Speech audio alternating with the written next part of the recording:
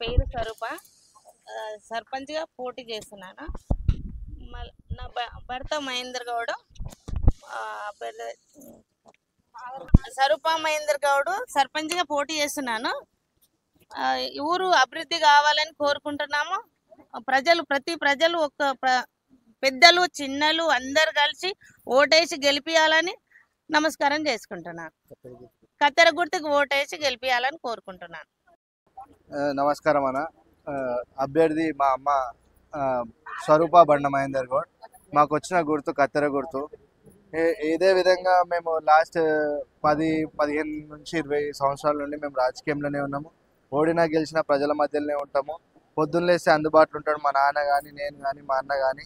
ప్రతి పేదవాడు కానీ, ధనవంతుడు కానీ, ఎవరు కులమత విభేదాలు లేకుండా మేము అధికారంలో ఉన్నా లేకున్నా ప్రజలకు మా గురించి తెలుసు. మా నాన్న అంటే జనమే మా బలం. మా ఫ్యామిలీకి కూడా ఎవరు లేరు. మాదేం పెద్ద కుటుంబం కాదు. మేమున్న చిన్న కుటుంబం అయినా కూడా మమ్మల్ని నమ్ముకొని ఈ ఊర్లో పెద్ద కుటుంబం అని కాకుండా ఒకరున్నారు, మనకంటూ ఒక ధైర్యం ఉందంటే బండ మహేందర్ గౌడ్ ఉండని చెప్పి ప్రతి జనానికి తెలుసు. కాబట్టి ప్రతి ఒక్కరికి ఏం విన్నవించుకుంటున్నా అంటే ఈరోజు మా ప్రత్యర్థులు చాలా మటుకు హామీలు ఇస్తూ ఉంటారు. ఆ హామీలన్నీ మేము ఓడిపోయినప్పటి నుంచే అమలు చేసిన హామీలు అవి. మా నాన్న చనిపోతే ఎవరు చనిపోయిన కులమత విభేదాలు లేకుండా ప్రతి ఒక్కరు చావుకు వెళ్తాడు. మాకు తోచినంత ఆర్థిక సాయం ఉన్నంత మేమున్న స్థితిగతులకు మా ఆర్థిక వ్యవస్థ నార్మల్గానే ఉంది కాబట్టి మాకు తోచినంత ప్రతి ఒక్కరికి సాయం చేసినాం. ఎవరి ఇంట్లో అన్న పెళ్ళి ఉందంటే మేము సాయం చేసినాం.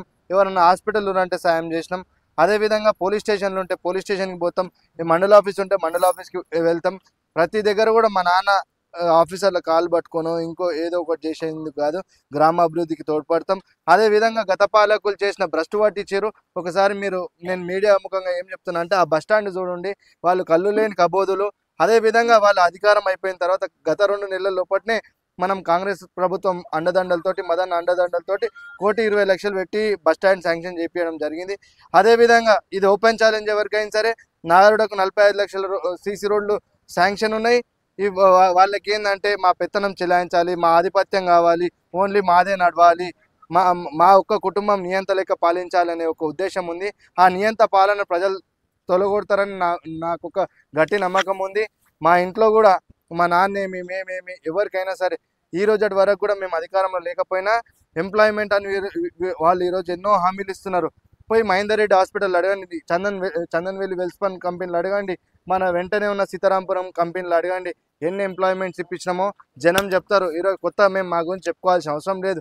పదవి అనేది ఓన్లీ మన గౌరవం కోసం తప్పితే వేరే ఏం లేదు. పని చేయడానికి పదవి ఒక్కటే అడ్డం కాదు. మేము ఓడినా గెలిచిన జనం మధ్యలోనే ఉండేటోళ్ళం కాబట్టి పొద్దున్న లేస్తే కూత కొడితే మా నాన్న కానీ నేను కానీ కుక్కలే కోసం జనం ఒకసారి ఆలోచించుకోండి. ఈరోజు 5 ఏళ్ల నుంచి సేవ చేస్తే ఆ సేవను మర్చిపోయిన కొంతమంది నేను ఏం కోరుకుంటున్నా అంటే ఈ నియంత పాలనకు మీరు అందరు కలిసి పాలదోలాలి, వాళ్ళందరి ఆటలు సాగకుండా చేయాలి. కాబట్టి ఆ నియంత పాలనను విరగొట్టి మనం ప్రజాపాలన తెచ్చుకోవాలి. ఖచ్చితంగా భారీ మెజార్టీతో మనం గెలవబోతున్నాం. వాళ్ళ కాన్ఫిడెన్స్ అంత ఏముందంటే సెటిలర్స్ అని అనుకుంటున్నారు. సెటిలర్స్ కూడా వాళ్ళు చేసిందేం లేదు. వాళ్ళ డామినేషన్లు కానీ వాళ్ళ వార్నింగ్లు కానీ అన్ని వెంటనే ఉన్నాం. ఇంకా 2 రోజులు ఎలక్షన్కి సమయం గడువు ఉంది. ఆ 2 రోజులకు కూడా ప్రజలకు ఒక్కరికే చెప్తున్నా, ఎవ్వరు మనకు నమస్తే పెట్టినోడు కూడా ఈరోజు నమస్తే పెడుతున్నాడు. మనకు ఎప్పుడు కలిసినా కూడా మనం పలకరియనోడు కూడా పలకరిస్తుండు. వాళ్ళ స్వార్థం కోసం 100 మాట్లాడతారు. మన ఇంటికి ఎన్నడన్నా వచ్చిండ్రా, మనం ఎప్పుడన్నా చచ్చిపోతే మన ఇంట్లో ఎవరన్నా చూడనీకి వచ్చిరా, పరామర్శించనీకి వచ్చిరా, మనకేమన్నా సాయం చేసిరా, ఏదైనా ఆపద ఉంటే వచ్చిరా, ఒకసారి ప్రజలు గమనించాలి. ఈరోజు ఏదో వచ్చి హామీలు ఇస్తాము మేము వస్తామంటే ఊర్లో 10 ఏళ్ళ నుంచి ఓడినా గెలిచినా కూడా ప్రతిరోజు అనినిత్యం ప్రజలలో తిరిగినాం. ఒక్కసారి నేను మీడియా ముఖంగా అడుగుతున్నా, ప్రతి గల్లీ పోదాం, వాళ్ళు చేసిన అభివృద్ధి ఏందో ప్రజలకు చూపిద్దాం. ఒక్కసారి గల్లీలు చూడండి, మురికి చూడండి, ఆ బస్ స్టాప్ చూడండి. ఈరోజు ఇంకో ఆయన చెప్తున్నాడు, ఆయన అంటే కూడా మా గౌరవమే. ఆయన నేనేం వ్యక్తిగతంగా విమర్శిస్తలే, ఆయన ఏదో అభివృద్ధి చేస్తా అంటుండగా ఆయన పేరు మీద ఉన్న కాలనీలో రోడ్ చూద్దాం. ఆడ రోడ్ వేయలేని వాళ్ళంట అద్దం లెక్క రోడ్ వేస్తారంట. ఒకసారి ఊర్లోకి పోయే రోడ్ చూడండి, ఆ మురికి చూడండి, ఆ అంబేద్కర్ విగ్రహాలు ఉన్నాయి పెద్ద పెద్ద. మనమందరం అలా స్మరించుకుంటూ వాళ్ళ అడుగుజాడలు నడుచుకోవడం. వాళ్ళ ముందర మురికి పోతే కూడా మా నాన్నకు అధికారం లేకపోయినా కూడా దానిలో ఎవరికి తెలియకుండా ఎవరి ప్రమేయం లేకుండా లక్షణార పెట్టి ఆడ మోరి మొత్తం ప్యాక్ చేయించేసినాం. ఇదే విధంగా పోయినసారి దొంగ హామీలు ఇచ్చి కరెంట్ ట్రాన్స్ఫార్మర్లు తీపిస్తా, తంబాలు తీపిస్తా అని చెప్పి ఓట్లు తిని సత్యాలు తిని అది కట్టిస్తా ఇది కట్టిస్తా అని చెప్పి మాట ఇచ్చి మాట తప్పిన వాళ్ళు. మనం ప్రభుత్వంలో లేకపోయినా నా సొంత నిధులు మా నాన్న ఒక మాట చెప్తే నా సొంత నిధులు పెట్టి 1,50,000 పెట్టి ట్రాన్స్ఫార్మర్ తీపిచ్చిన. ఈరోజు 12 లక్షల రూపాయలు సీసీ రోడ్ పోసినాం. ఈరోజు బిల్లు రాలే. వాళ్ళని కూడా వ్యక్తిగతంగా నేనేమంటలే, ఇది ఛాలెంజ్. వాళ్ళకు కూడా తెలుసు బిల్లు రాలేదు. 12 లక్షల రూపాయలు 7 సంవత్సరాలు అవుతుంది. నడి బజార్లో మొత్తం బురద ఉండే. ఈరోజు ఒకసారి చూడండి, అద్దం లేకుండా రోడ్డు లేదా ఒకసారి గమనించండి. ప్రజలకు నేను ఒకటే విన్నవించుకుంటున్నా, ఈరోజు వాళ్ళు వస్తారు, మస్తు చెప్తారు, హామీలు ఇస్తారు, కానీ 14 తారీఖు తర్వాత కూత కొడితే కుక్కలెక్క ఊరుకొచ్చటోనికి ఓటేయండి అని మనం చేస్తున్నా. అంతకుమించి ఈరోజు ప్రలోభాలకు గురి కాకుండా, ఈరోజు ప్రలోభాలు ఉంటాయి. వారు ఇచ్చే 5,000, 2,000, 10,000 మనం 5 ఏళ్ళకి ఏం సరిపోతాయి? 5,000 ఇస్తాడు అనుకుందాం, సంవత్సరానికి 1,000 రూపాయలు అంటే రోజుకి 3 రూపాయలు లెక్క. ఒక మనిషి వాల్యూ అదేనా? నేను అడుగుతున్నా. మనకి ఈరోజు డబ్బు ఇచ్చినా, మంది ఇచ్చినా, మనం ప్రలోభాలకు గురి చేసినా ఒకటే సిద్ధాంతంతో ఉండండి.